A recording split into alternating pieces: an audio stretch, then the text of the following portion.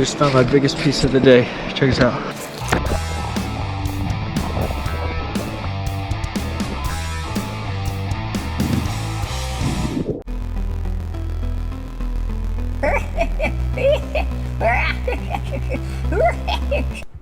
So before we start this adventure while I'm sniping, I decided to show some of the wildlife. He's coming to you, Remy. What type of salmon is it? So this was a zombie salmon, a coho that had come up, probably spawning. He was just deteriorating, so that's why he looked kind of weird. Oregon's a very interesting place. Obviously, we also have tons and tons of crawfish, crayfish, crawdads, whatever you want to call them. This is a signal crawfish. Apparently they're invasive to the area and they get really huge. Pretty much they are river lobsters, as you can see. Yeah, you don't want to get pinched by these ones. Yeah, that's why I wear the gloves. I've been catching here since I was 7, 6. Obviously we have plenty of wild berries too to snack on with the seafood. So we had Damon at West Coast Gold Prospecting YouTube doing some sniping and teaching me what to do. And as you can see, there's a little piece of gold right here. So here's again another little crevice that he was working and kind of showing me what to do. So thanks a lot, shout out to him and his channel for helping me get into sniping. I'm out sniping for the first time. Found some gold, 2 pieces. As you can see, these are some of the pieces in this little pocket area. So I thought there was 2, but there's actually 3, maybe 4, I forgot. But yeah, you can see that one, and then you can see 2 over there. As you can see, the gold really shines and pops out, especially underwater. Here's another little piece. We had some water flow here. So it was actually a little harder to see in person because my goggles were fogging up.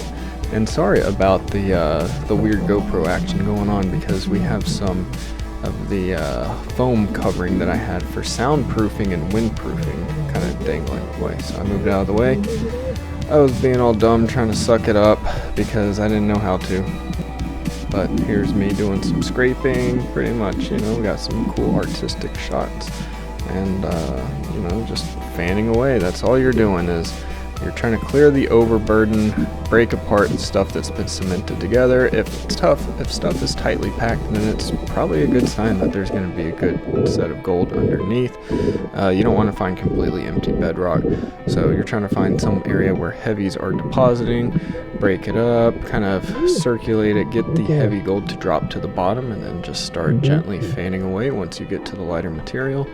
So this is pretty much what my view was like the whole entire day, just looking underwater, moving heavy rocks out of the way, fanning, trying to find rough bedrock because smooth bedrock just doesn't really catch gold as much. So, you know, I'm trying to break apart some of these cracks. There's little pieces of rocks in there, breaking up all this silt that's accumulated. So that means that this little spot hadn't really been worked in a while, which is a good sign. So, you know, you're just fanning back and forth, tearing up them cheap Amazon gloves. Get down here, and this was a really hard piece of gold to get because this was a really good gold trap. There's this little pocket, kind of rough. You can see that piece of gold. Constantly trying to fan, and then the heavy rocks just swirl and sink back in. I'm trying to point to it.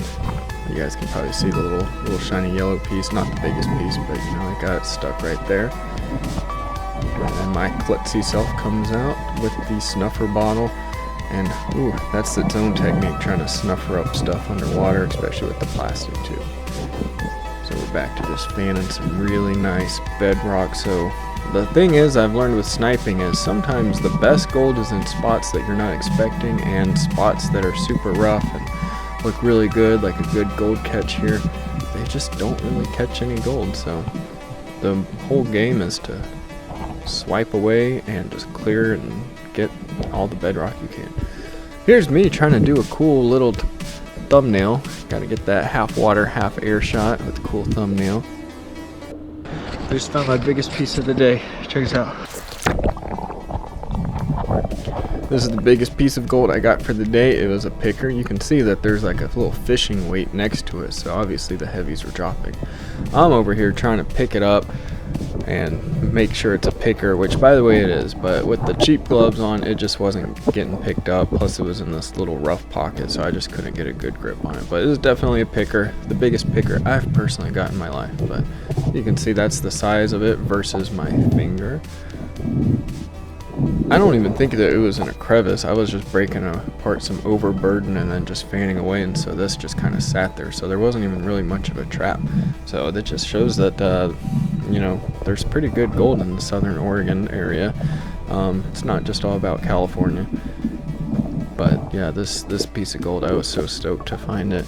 Other people were finding much bigger pieces, but you know, just the fact that it wasn't a flake made me happy. So here we go. Sucked it up. And then this guy was like a foot away. As soon as I looked back up to try to clear out the area, he popped up. And he was big. I mean, look at those pinchers. I mean, geez. Someone else actually tried to grab one of them, and they sliced his hand open, so he was bleeding quite a bit. So apparently they're that sharp. Some people said that they're harmless, but I saw a lot of blood. So it kind of freaked me out, so I was just trying to scare this guy away. You know, I'm not being mean to him. I'm just like, hey, dude, go get away, because I don't need him to surprise me when I'm underwater trying to fan away, because I do not want to get pinched. And, you know, I'm just like, keep going back, do your little jiggle, jiggle, jiggle. Trying to get him farther away from me, because obviously the GoPros don't show much in terms of distance when you're using a wide angle thing. So now he's getting all defensive, and I'm just asking him to leave, and he's wanting to pinch it, and he's trying to put up a fight, and I'm like, dude, just please, like, leave me alone.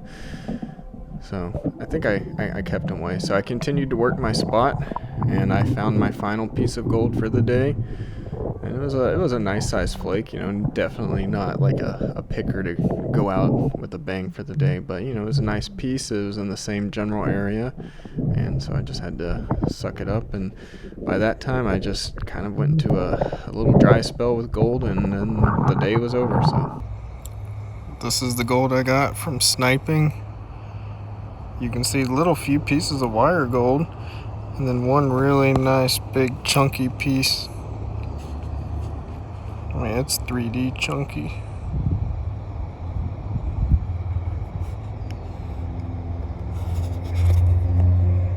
Counts as a picker. My first chunky picker. Definitely the biggest piece I've ever gotten in my life. Okay, so I'm back from the river. So excuse all of the noise and the leaf blower stuff going on. But yeah, the editing is going to be a little bit messed up on the video earlier. So, you know, I don't really know how to film a sniping video. So hope you guys enjoyed. I found my biggest piece of my life ever gold prospecting that wasn't in a pay dirt bag. So if you have any advice, you know, go ahead, leave a comment. But yeah, this is my first experience actually trying to snipe, and I'm glad that I found some gold. So, you know, it was a good day. Other people did better. I actually probably did the worst in the group. Two guys found some 1 gram nuggets. And so those looked huge in person, but I'm happy with breaking my own personal record, and I had fun in the water. It was 100 degrees, but the water was chilly. So subscribe. I'll be having some more gold prospecting videos later.